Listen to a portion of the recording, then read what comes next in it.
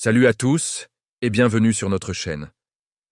Aujourd'hui, on va aborder un sujet qui, je pense, va parler à beaucoup d'hommes. Vous est-il déjà arrivé de rencontrer une femme géniale, de sentir une connexion, et puis, sans crier gare, elle prend ses distances? Vous vous demandez ce qui a bien pu se passer. Parfois, la réponse se trouve dans des comportements subtils, des petites choses qu'on fait sans même s'en rendre compte, mais qui peuvent être de véritables tue-l'amour. Dans cette vidéo, on va décortiquer ensemble les 7 comportements qui font fuir une femme. Le but n'est pas de vous faire culpabiliser, mais plutôt de vous donner des clés de compréhension pour construire des relations plus saines et plus épanouissantes. Alors, si vous voulez éviter de reproduire ces schémas et comprendre ce qui se passe dans la tête de la gent féminine, restez bien jusqu'à la fin. C'est parti! Commençons par le premier comportement, et c'est un classique, le manque d'écoute. On ne parle pas ici d'entendre ce qu'elle dit, mais de vraiment l'écouter. Combien de fois avez-vous été dans une conversation où vous attendiez juste votre tour pour parler, pour raconter votre propre histoire, au lieu de vous intéresser sincèrement à la sienne? Une femme veut se sentir comprise et valorisée. Quand elle vous parle de sa journée, de ses passions ou de ses soucis, elle ne cherche pas forcément une solution miracle. Elle cherche une oreille attentive, quelqu'un qui valide ses émotions. Si vous êtes constamment sur votre téléphone pendant qu'elle parle, ou si vous coupez la parole pour ramener la conversation à vous, le message que vous envoyez est clair. Ce que tu dis n'est pas si important. À la longue, c'est épuisant pour elle, et elle finira par se dire qu'elle ne peut pas vraiment compter sur vous pour un soutien émotionnel. L'écoute active, c'est la base de toute connexion profonde. Le deuxième comportement qui peut être un véritable repoussoir, c'est l'excès de jalousie et le besoin de contrôle. Au début, une petite pointe de jalousie peut être interprétée comme une marque d'affection, un signe que vous tenez à elle. Mais il y a une ligne très fine à ne pas franchir. Quand la jalousie se transforme en interrogatoire sur ses sorties, en vérification de son téléphone ou en critique sur ses amis masculins, ça devient toxique. Personne n'aime se sentir prisonnier ou surveillé. Une relation saine est basée sur la confiance mutuelle. Essayer de contrôler sa vie, ses choix, ses fréquentations, ce n'est pas de l'amour, c'est de l'insécurité. Une femme indépendante et sûre d'elle ne tolérera pas longtemps ce genre de comportement. Elle a besoin de son espace, de sa liberté, tout comme vous. Si vous ne pouvez pas lui faire confiance, la relation est vouée à l'échec. Lâchez prise, faites-lui confiance et construisez quelque chose de solide ensemble. Passons au troisième point, le manque d'ambition ou de passion. Attention, je ne parle pas de gagner des millions ou d'être PDG d'une multinationale. L'ambition, c'est avant tout d'avoir des projets, des rêves, quelque chose qui vous anime. Une femme est attirée par un homme qui a une direction dans la vie, qui se bat pour quelque chose. Ça peut être une passion pour la musique, le sport, un projet professionnel, ou même l'envie de construire une famille. Un homme qui passe ses journées avachi sur le canapé, sans but ni envie, ça peut être séduisant au début pour une phase de détente, mais sur le long terme, c'est peu stimulant. Elle a besoin de sentir que vous êtes un partenaire avec qui elle peut évoluer, grandir, construire. Si vous n'avez aucune flamme qui brûle en vous, comment pourriez-vous entretenir la flamme de la relation? Trouvez ce qui vous fait vibrer et partagez-le avec elle. C'est incroyablement attirant. Quatrième comportement à éviter absolument, le manque de fiabilité. Je serai là à 20h et vous arrivez à 21h sans prévenir. Oui, je m'en occupe, et la tâche n'est jamais faite. Ça vous semble anodin? Pour une femme, ça en dit long. La fiabilité, ce n'est pas juste tenir ses promesses pour les grandes occasions. C'est au quotidien. Quand vous dites quelque chose, elle doit pouvoir compter sur votre parole.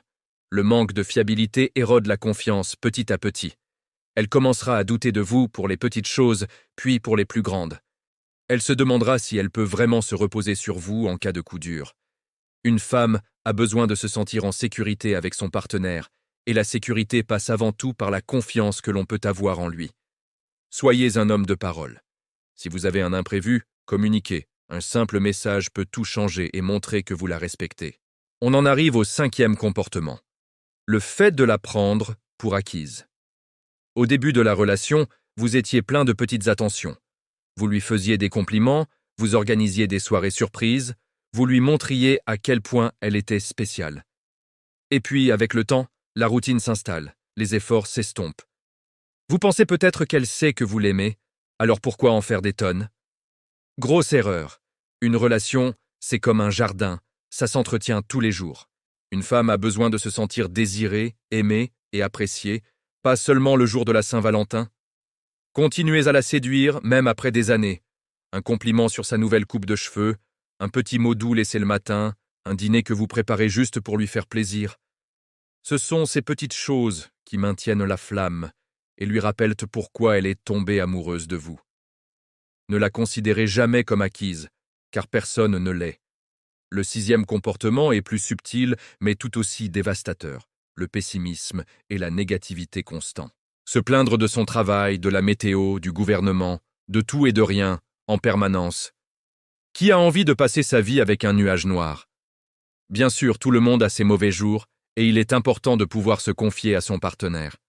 Mais si chaque conversation tourne au vinaigre, si vous voyez toujours le verre à moitié vide, vous allez finir par drainer toute son énergie. Une femme recherche un partenaire qui la tire vers le haut, qui lui apporte de la joie et de l'optimisme. Elle veut partager des rires, pas seulement des lamentations. Si vous êtes constamment négatif, elle va finir par associer votre présence à un sentiment de lourdeur et de déprime. Essayez de cultiver une attitude plus positive.